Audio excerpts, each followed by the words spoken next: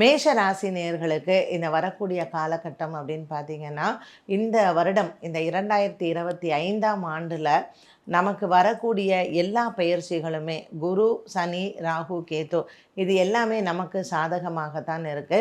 வரக்கூடிய இந்த சனி பெயர்ச்சியில நமக்கு 7:30 சனி ஆரம்பம். உடனே மேஷராசி நேயர்கள் எல்லாருக்குமே என்ன பயம்?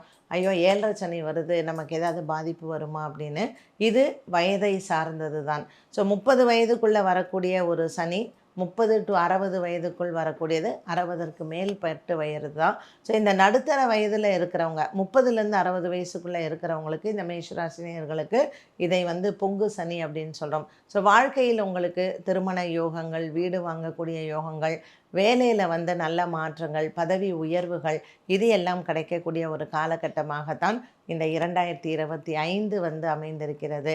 இந்த குரு பெயர்ச்சி அப்படின்னு சொல்லக்கூடியது நமக்கு இப்போது 2ஆம் இடத்தில் சஞ்சாரம் செய்யக்கூடிய குரு பகவான் நமக்கு 3ஆம் இடத்திற்கு சஞ்சாரம் செய்கிறார். ஸோ மேஷராசியை பொறுத்த வரைக்கும் வந்து பார்த்திங்கன்னா கேந்திரங்களில் மிதுன ராசியிலையும் சரி, மீன ராசியிலையும் சரி, மீன ராசிக்கு வந்து சனி பகவான் வருகிறார். உங்களுக்கு ராகு வந்து லாபத்தில் போகிறார். ஸோ 7:30 சனி வந்தாலும் கூட